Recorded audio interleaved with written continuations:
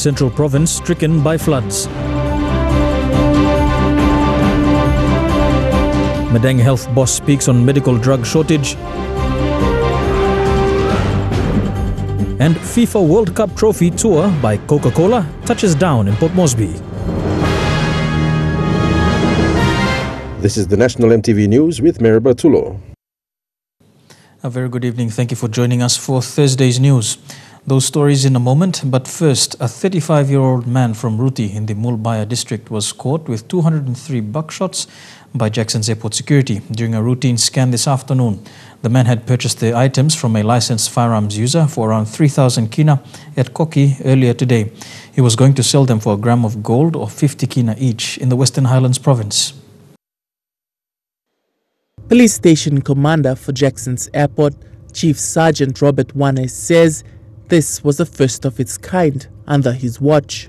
As me being commander here, this is the first incident that we've come across for the public to bring such a big amount of ammunition through the normal check-in process and was trying to board a commercial flight up again. So that is the first time here. The man will be charged for the possession of live ammunition. The suspect was believed to have bought the items from a licensed user at Koki today for over 3,000 kina.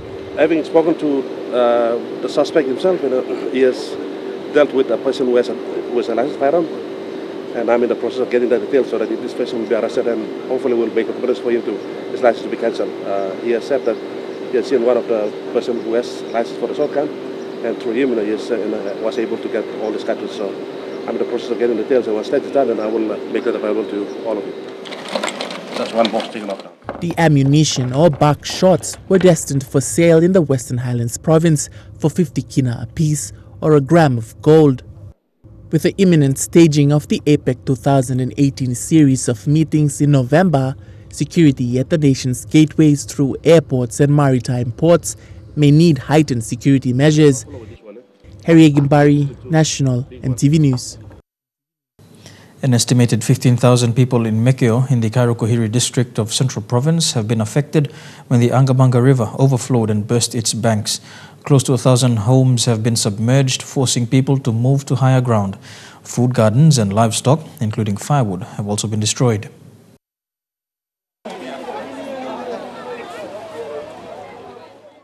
The three most affected villages are Angabanga, Apainaipi and Weifa.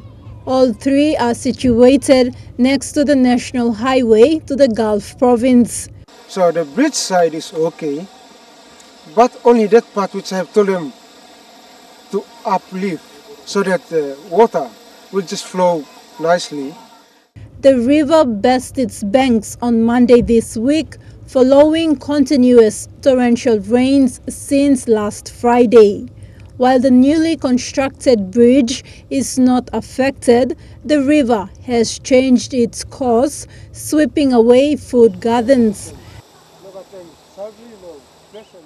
For 4 days, PMV operators have been forced to cross what has become a diversion of the Angabanga River.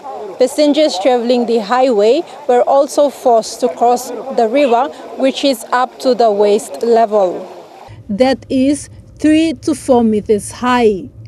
This is what you will see if you travel to Mekeo from Port Moresby today. PMV operators hiring locals to pull their vehicles through an estimated 100 meters of flowing river. On the other side, where the Weifa village is, houses have been submerged, including a Seventh-day Adventist church. Road access into the Weifa Clinic and Nursing College and the minor Hana Secondary in Berena Station remains cut off.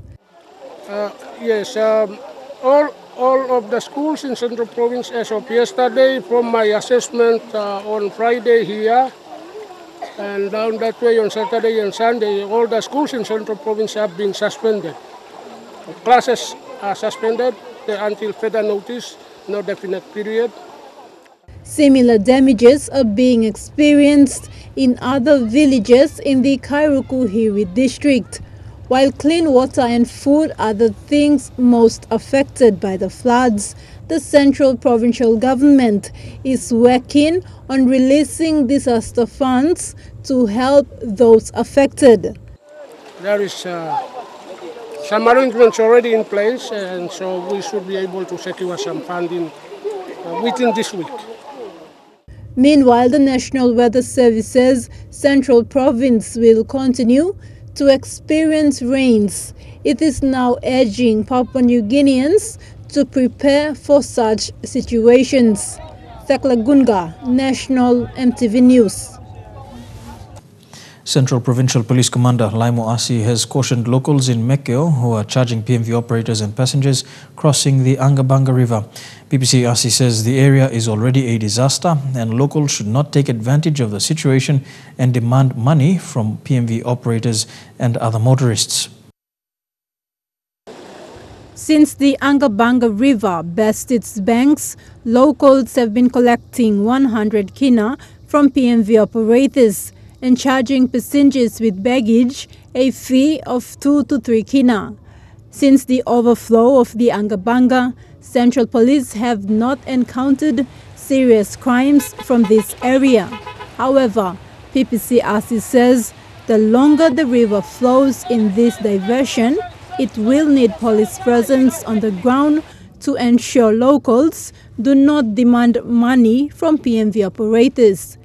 And according to the information here, most of these monies have been used to buy alcohol around here and drink, and creating a bit of a problem around here. But I have my policemen from Berena who are stationed here. So far, there's no major reports of any deaths or anything that could be very serious. At the moment, there are 8 police personnel on the ground, 3 from Doha Police Station, while 5 from the nearby Berena Station. If the situation prolongs like this, it could escalate into other areas. And for the youth here, I've just talked to the leaders.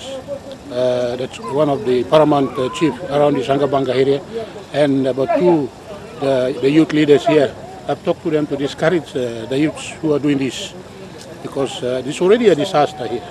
And if people continue, the youth continue to do this, another disaster they are creating amount of people here. We need this place to be, although it is the situation is that serious, but we need, some support from the community here for those Mekeo people living around on the other side of the Angabanga and the Kerema people who are traveling here. So PPC RC will be seeking manpower support from police in the nation's capital if the situation prolongs. Thekla Gunga, National EMTV News. And some schools in the Central Province have suspended classes for the first week due to the recent heavy downpour that has caused major flooding. Goldie River Primary School was slow to resume classes with only 50 out of over 500 students showing up for classes. But enrollment has been taking place in schools, and some of the schools will be collecting project fees from transfer-in students. The rain has made its mark on the academic year for Central Province, as some of the schools are yet to resume or have been suspended due to flooding.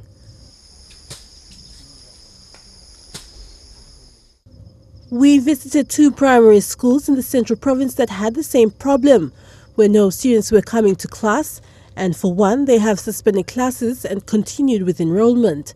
Goldie River Primary School is a level 5 school with over 500 students and 16 teachers.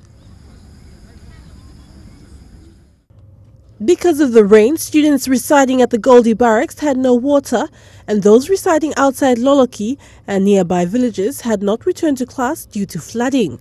And we are ready to teach, so Monday was the first day of registration. However, due to the weather over the weekend and also Monday, students did not turn up. We only have surrounding the soldiers' children, about 6 only the grade 8 came. The rest, no, because most of the students live on the other side of the river. As for the Brown River Primary School, a level 4 school with over 200 students and 6 teachers, classes have not resumed and they have put the first academic week to enrollment. Most of the students come from Brown River, Vanapa Brown, and nearby villages who have also been affected by the flood. Different ethnic groups.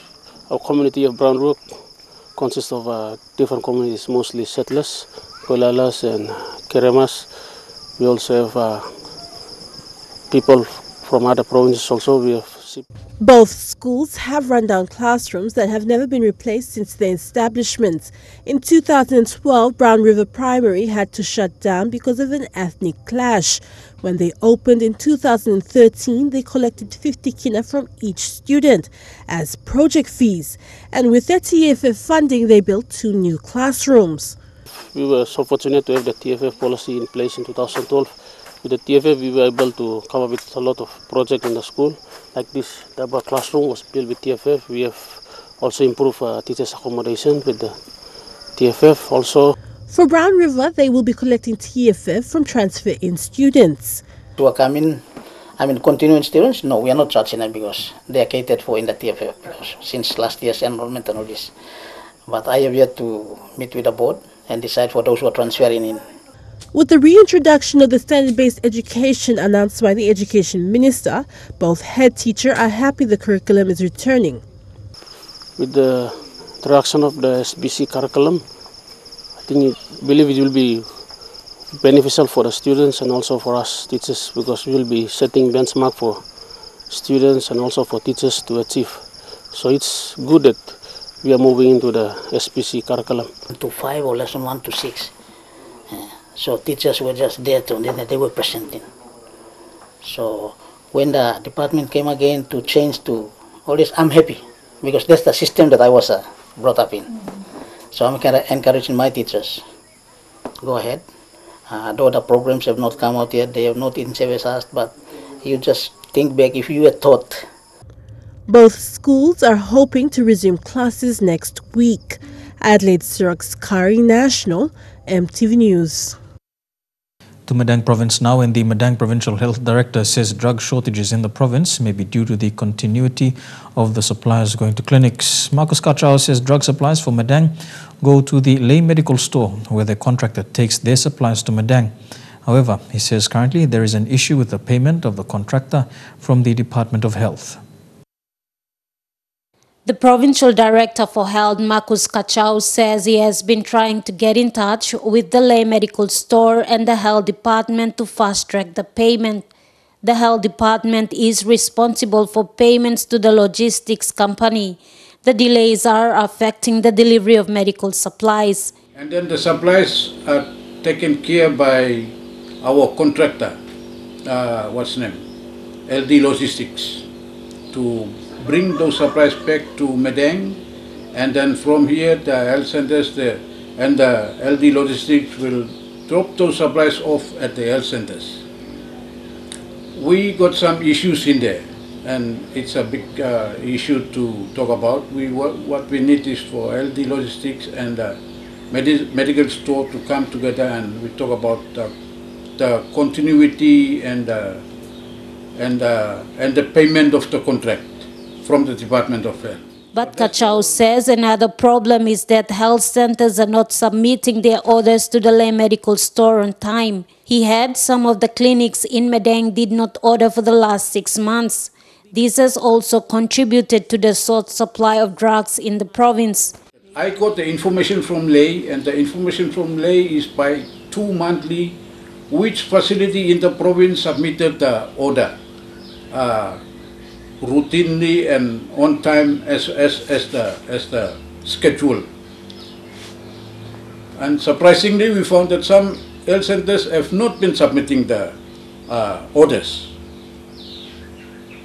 So therefore, if that is happening, then how could we just sit at the facility level and complain about no drugs? Another concern is whether the quality of drugs coming into the province are intact quantity or have been opened on the way from Lay to Madang. The Provincial Health Director said they have had experiences with some supplies like the anti-malarial drugs and antibiotics have been taken out from the batches. Orders are sent and the supplies are taken here. In the supplies there are some issues in there, whether supplies are coming good, or supplies have been opened on the way from Leh to Madang. Some supplies, the important items like the antibiotics and antimalarials have been removed from the medical supplies. And if you Martha Louise, National EMTV News, Madang. You're watching National EMTV News. Don't go away. We'll have more of today's news after these messages. Stay tuned.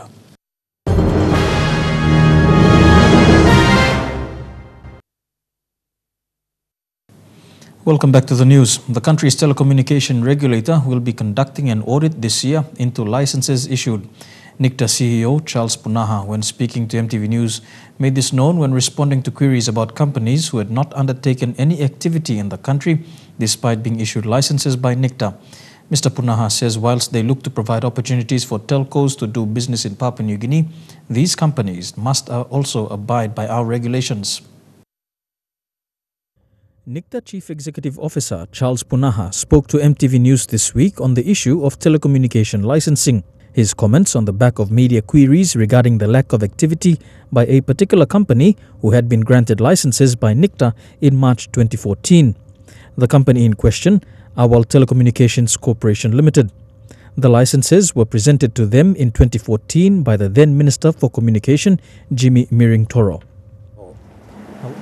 Our internal committee having been satisfied that Awal met all the requirements, then made a recommendation to our board. Our board then issued the license on the 17th of March 2014. This license is for 10 years and it will expire on the 13th of March 2024. However, 4 years on, no activity had been conducted by Awal in the country. According to Mr. Punaha, this was a concern for NICTA. In the case of Awal, unfortunately, after we issued the license, they have disappeared. We cannot even contact the local contact person they provided in the name of Sakumai. Our guys have gone through the registered office that they have provided. Unfortunately, that is as you have found out, is a residence. And in light of increasing number of similar instances, Mr. Punaha has made it known that an audit will be carried out into telecommunication licensing in the country with NICTA to check on every license issued and penalize license holders who have not conducted any activity as per each granted license. Under the public register, we have issued a lot of licenses, and unfortunately some of them are not operational, which includes Awal. So our intention this year is to do an audit on all those companies that are not in operation, and then we need to go through a due process where we notify them of our intentions, that they need to justify to us why the license should not be cancelled. That process we are going to do this year. We will request them to show cause why their license should not be cancelled. And of course, NICTA does not want to be seen as just issuing paper licenses. We want people who are genuine, who are committed, and have the financial resources to come in and get licenses to provide effective competition in the market. Issuing of those licenses for those people to organize themselves and come back to the finance, and at that point, if they prove to us that they are good, we can give them some spectrum rights. So if our comes back and convinces us that they are genuine, they have the money that is needed to roll out such networks, then of course we can look at it. Despite this, NICTA remains optimistic of more activity within the telecommunications space in the country, with Mr. Punaha also revealing the possibility of NICTA conducting a roadshow to run concurrently with APEC to showcase the potential opportunities in the country. We would, of course, in the due course, when we are looking at in the process of doing the audit, we would also like to contact overseas countries, our counterparts in overseas countries who are in operation, just to find out what they are doing in those countries. Last year, our lay crew covered the story of a family who were evicted from their house their father had paid off from the National Housing Corporation through the government sell-off scheme. They were still waiting for the title when he died in the year 2011. They were evicted following a court order issued in favor of a man who claims he had the title. The Tigers are still fighting for their home. We've now received documents showing the process that the Tigers followed to purchase the property. This property located on Ericus Doyle Street is subject to an ongoing court battle between the property's legal tenants and a third party claiming to have the title. The legal tenants are the Tigers who were evicted last year following a court order issued in favor of a Richard Wapua.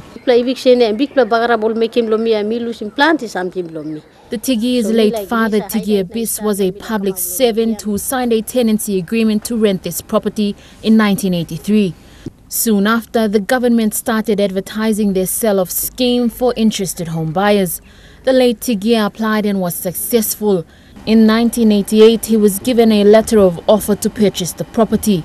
On the 9th of February 1989, his name was printed in the National Gazette, listing him as an approved proprietor, followed by a letter of confirmation from the state to purchase the house. He signed a salary deduction form permitting 112 kina 50 toya to be deducted from his fortnightly pay over a period of 10 years. In 2007, he signed the contract of sale and the transfer instrument that would allow the title transfer to take place. In 2008, a Richard Wapua claimed he was transferred the title deed. The acting provincial program advisor for lands at the time, Lawrence Billy, did a title search and verified that the NHC was still the legal owner of the property. He added that Richard Wapua's title transfer dated the 6th of December 2005 was illegal.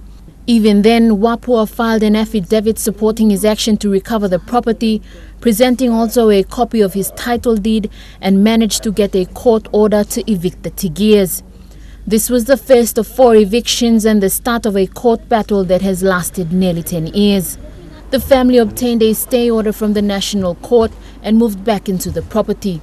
In 2009, the Department of Lands and Physical Planning wrote to Wapua requesting that he give in the title deed he was in possession of, stating that the NHC declared that the title was never transferred to Wapua. The letter was signed by the Deputy Registrar of Titles, Tyson Asizo.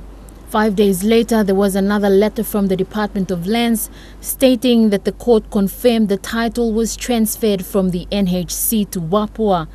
During this period, 3 more court orders were obtained in favor of Wapua to evict the family. Been time master eviction notice and been put down lo same year stroke kisim 8 mid lo house mi look out lo house mi go come long court making me go and 4 years start 2011 die.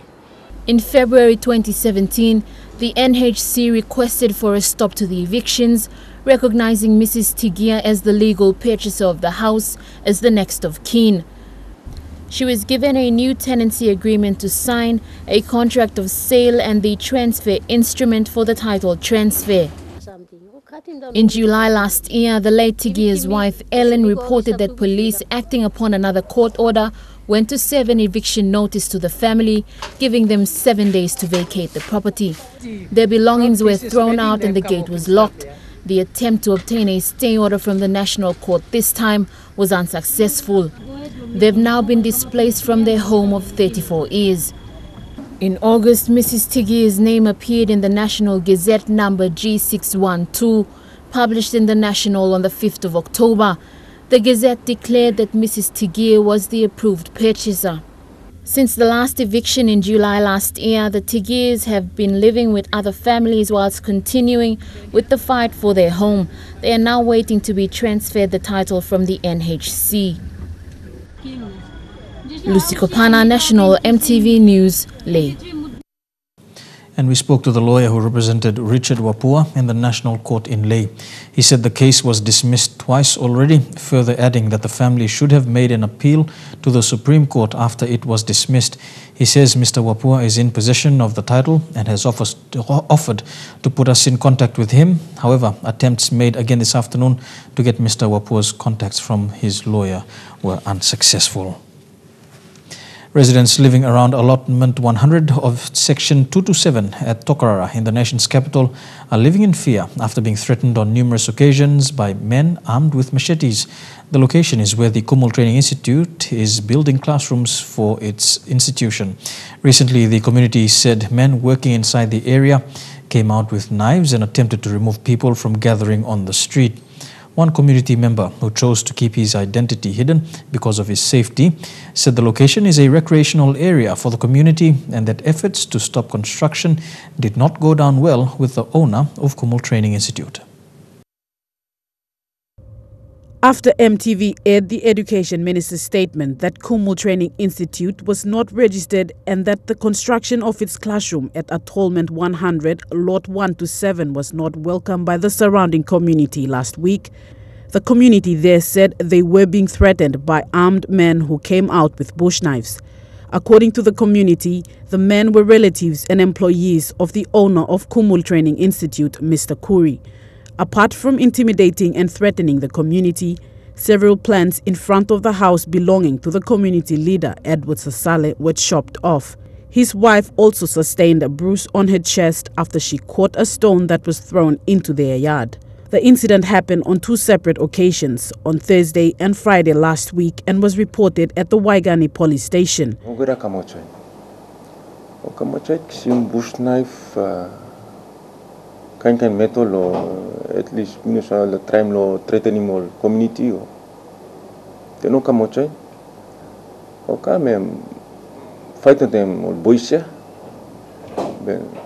fight the boys but all boys managing escape all missing bush knife one time I number or run away they no come na threatening community again cut him all flowers blow number go na like cutting all mama number just street threatening all number. The community says they are being watched and are afraid of gathering outside like they normally do. They said the recent media reports have angered the school owner and as such have alerted his men to monitor the community. They also claim a female officer working with the NCDC TVET division who also lives at the area has been conspiring with the institution owner to keep the community from speaking to the media or inquire about the classrooms that are being built. Me senabla me come looking me talk na me go scale him now. So time me come community or community care up no just talking me some this online website come make motion try no political community using force door stopping community no can medium something no can medium the move door go lo NCDC ole time that I'm start now I'm come stop now asking me again still insist asking me one is something me community ko make stop and then lab I'm kerap no call mo ga house all line inside lo banisha lo kamoche. That's the second time again start threatening my community again. While the community continues its effort to regain its leisure field, they have reported the matter to Metropolitan Superintendent, who has given assurance that he will assist the community. Community leader Mr. Sasale says although Tokarara is known for its notoriety, many of the youths have changed their mindset through concentrating in activities such as sports, especially rugby. He said the youths refuse to use force to retaliate when being threatened at their home, but are calling on the police to investigate the type and the number of weapons that are being kept inside that fence. I believe because just something happened now. Miss House I got something by come up to. Suppose me no bringing come to media. And something by come up to it can man by die too. So it's much more better me preventing for it. Rather Monday na mi go straight in something in Gupla. So mi like him all police to must stop. Lo safety side lo community. Bro, you the owner by gonna private mall again no stop mall no can come. Mdo bi making this lo wegani. Mi paxim OB number bro lo come na check up lo mi pla they never did. Now so this location mi pa talk sa lo superintendent metsu ploia so mi believe was metsu ba lo lo this la. Stacy Yallo, National, MTV News. And despite a stern warning by the Department of Education for unregistered institutions to stop enrolling students, Kumul Training Institute continues to conduct its registration. Education Minister Nick Kuman says the National Education Board does not recognize the institution and as such has not approved its teachers training courses that are being advertised in the daily papers. Mr. Kuman emphasized that parents who are enrolling their students in unregistered institutions are wasting their time as their qualifications will not be recognized. Since 2012, the institution has been operating without renewing its registration with the National Training Council under the Labour Department. One of the requirements to run a private training institution under the NTC is to have a permanent training facility. National Training Council Director Kinsala Jeffrey says this and other requirements were not met by the institution. NTC said despite efforts made by them to liaise with the institution to have it registered, the institution has not been cooperative. And the only body that is that manages the Education Act is the National Education Board. And institutions, they just can't go and open up a school and say, look, students come and I'll educate you. You can you come and pay fees and all those sort of things. You have to make sure that whatever they do, they must make sure they follow the law. And education is really important in this country. And we cannot just go and open up doors for students to go into any institution, because if you have a if we don't sanction those things, they may be using curriculum that is not been recognized in the system, and at the end of the day, the victim becomes the students. While Education Secretary Dr. Uke Kombra and the Education Minister Nick Kuman made announcements for the institution to stop registering students for the 2018 academic year, it is still registering students at a small room up at Gordon's Lapwing Drive. It is also still advertising its courses in the daily newspapers. One of these recent courses being offered is Diploma in Aviation. This is Aircraft Maintenance Engineering, Mechanical and Avionics, a program NTC says they doubt CASA is aware of. All the courses that are being advertised are said to be taught on a portion of land at Tokarara. This piece of land was used as a sporting field for the community, and now the community has taken the matter to the police and filed to take the matter to court, as they say the manner in which the land was acquired seemed fishy to them. When approached by MTV for questions, institution owner Max Curry rejected to speak on camera but maintained that his institution is still registered. He added that the land acquired for his institution has been approved by the NCDC governor himself through a lease agreement with the NCDC Lands and Physical Planning Board and the Lands Department for 4 to 5 years. Stacy Yallo, National, MTV News. This is Thursday's news. We go for a break, but we will be back with more in a bit. Stay tuned.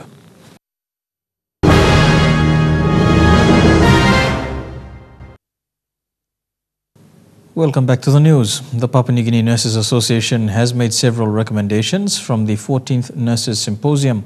Among the recommendations are that nurses have a chief of nurse and housing for staff.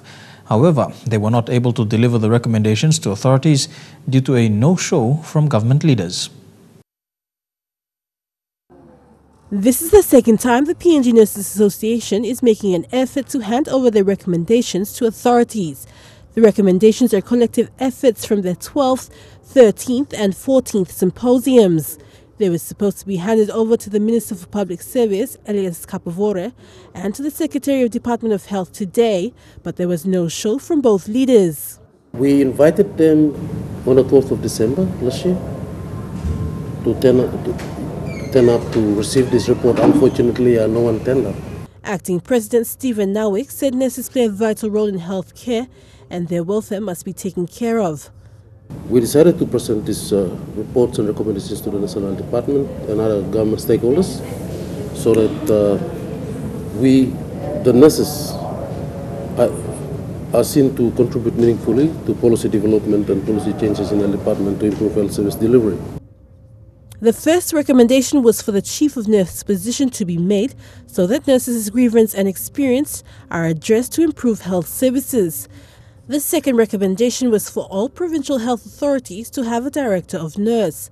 So nursing should have its own directorate so that information flows right up. The third recommendation was for housing for nurses. 80% of nurses reside in settlements. But nurses provide life-caring roles and responsibilities at health facilities. Nurses must sleep well to turn up to provide duties 24/7. And we provide that clinical services from the health center right up. When everybody leaves, nurses are the only one keeping health service delivery running 24 hours. Meanwhile, the nurses want the government to recognize their symposium. It's a gathering of nurses annually to address better health services. However, there is no funding from the government. Be recognized and given the same arrangement like the medical symposium in terms of funding. The PNG Nurses Association acting president Stephen Nawick says he will hand over the recommendations to the Prime Minister's office and personally deliver copies to the Public Service and Department of Health. He said it was a shame that government officials weren't interested in what nurses had to say about the health service delivery. Adelaide Siraks Kari, National, EMTV News. To something a little bit different, stargazers across the globe are celebrating an extremely rare lunar event known as the super blue blood moon. This spectacular sight represents 3 celestial events all happening at once. A super blue blood, this moon is astronomical royalty. A tremendous trifecta, so rare it hasn't been seen since the 80s. Only once in my lifetime. Today's the best day of history. Lenses lined Princess Bridge, cameras keen to photograph the phenomena, and telescopes offering tantalising close-ups, volunteered by lovers of all things lunar. Look at the crowd, it's fantastic. We love to share the universe with the public of Victoria. Doesn't cost anything for them to have a look. They were looking at 3 events in one. A moon is super when it's at its closest point in its orbit, and blue when it's the second full moon in a calendar month. A total eclipse is behind the blood red colour as sunrises and sunsets are reflected back to Earth. It is definitely more special than usual. As Melbourne marvelled at the moon, Sydney and Brisbane were dudded. Cloud covered it up. Perth had the perfect vantage point at ground level, but still couldn't compete with the view from this Delta Airlines flight. It was truly cause for worldwide wonder. The moon beautiful over beaches, spectacular over Stonehenge. It danced above the desert and skimmed over skyscrapers. It's great to be able to see the solar system in action. The super blue blood will be back in action in 2037.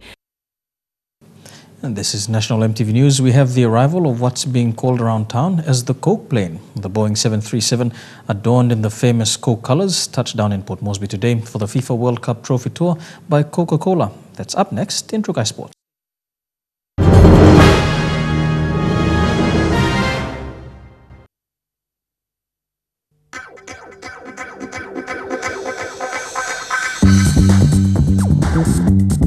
Trukai Sports.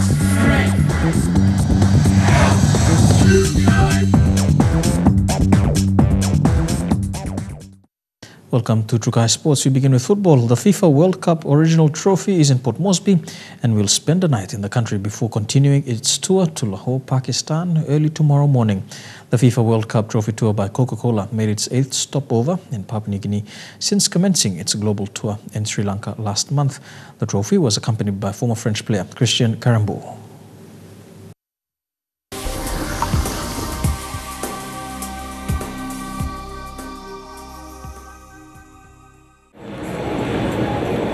The FIFA World Cup trophy made a quiet entry into the country today at the Jackson's International Airport. The FIFA Trophy Tour by Coca Cola kicked off in September last year in Russia and will visit 50 countries across 6 continents, traveling 126,000 kilometers in the 9 months leading up to the 2018 FIFA World Cup. The trophy arrived in Port Moresby from Nuku'alofa, Tonga, and will be here in PNG till tomorrow morning, where it will then be flown to Solomon Islands, where it will conclude its Pacific tour. PNG, Tonga and Solomon Islands are the only 3 Pacific Island countries where the trophy will visit, giving Pacific Island fans a chance to experience football's most coveted prize. At the airport, members of the media were given the opportunity to go on board the aircraft and catch a glimpse of the original trophy that will be awarded to the winners of the 2018 FIFA World Cup in Russia. During the stay in Port Moresby, the FIFA World Cup trophy will participate in a number of events, including official activities with state dignitaries, an unveiling ceremony for selected winners of the Coca Cola competition, and the VIP guests. The FIFA World Cup trophy is accompanied by former French player and a member of the French 1998 FIFA World Cup winning team, Christian Karambu. Shane Soroya, National EMTV Sports.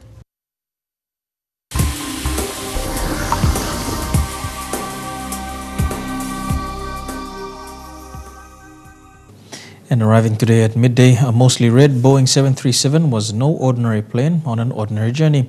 It is the carrier of the FIFA World Cup Trophy Tour by Coca Cola, and it is not only carrying the trophy, but also the very essence of the pinnacle of football.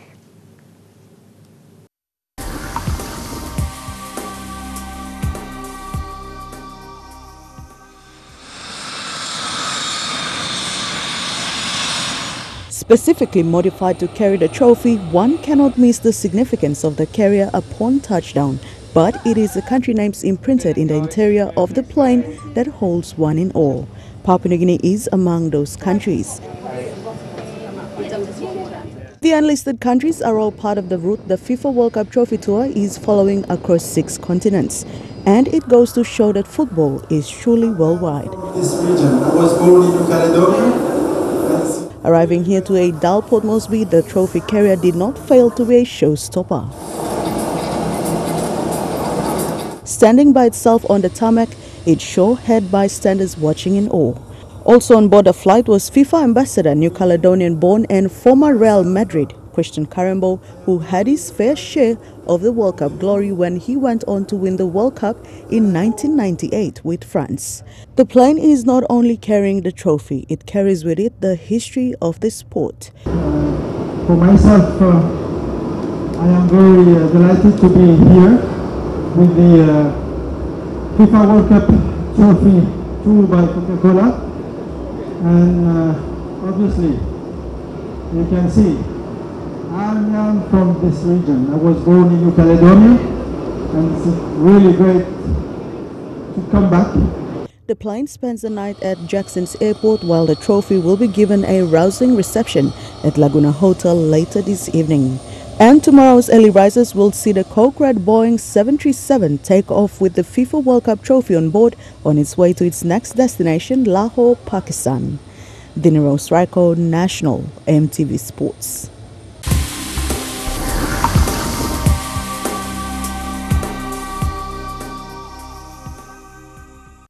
And you're watching Trukai Sports. We'll have more on the other side of these messages. Stay tuned.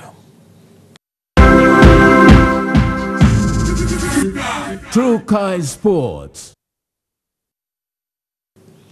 Welcome back to Trukai Sports. Two Rugby League and the PNG Rugby Football League has announced an international doubleheader to be held on the 24th of February. It will take place at the Oil Search National Football Stadium.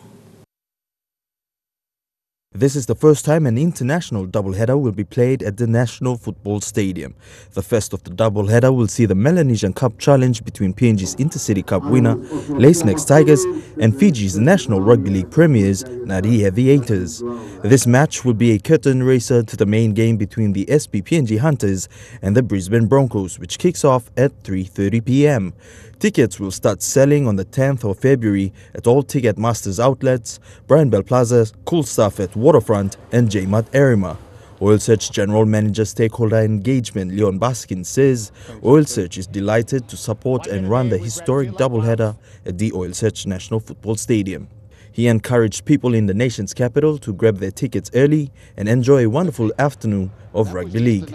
The Brisbane Broncos and Nadi Aviators will arrive in Port Moresby on the 22nd of February before the match on the 24th. Turn back inside to a rampaging Timothy. Elijah Levet, National, EMTV Sports. And that's a wrap for Trukai Sports. Up next, your weather details for the next 24 hours. Trukai Sports.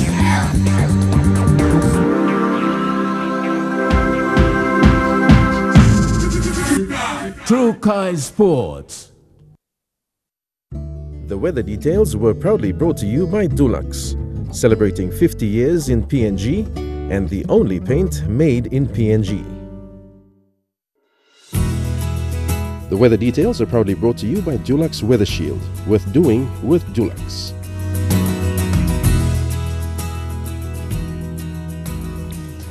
A look at the weather forecast for the next 24 hours in the southern region. Rain in Port Moresby, Daru, Kerma, Alotau and Popondetta. To the Mamasa region, rainy periods expected in Ley and Wau, rain and showers as well for Madang, Webak and Vanimo.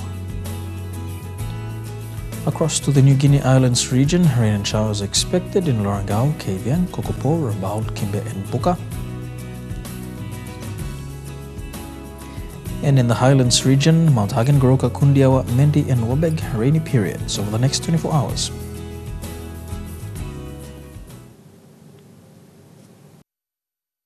The weather details are proudly brought to you by Dulux Weather Shield, worth doing with Dulux. And that's the news, sport and weather for today, Thursday, the 1st of February 2018. On behalf of the EMTV News team, pleasant viewing. Good night.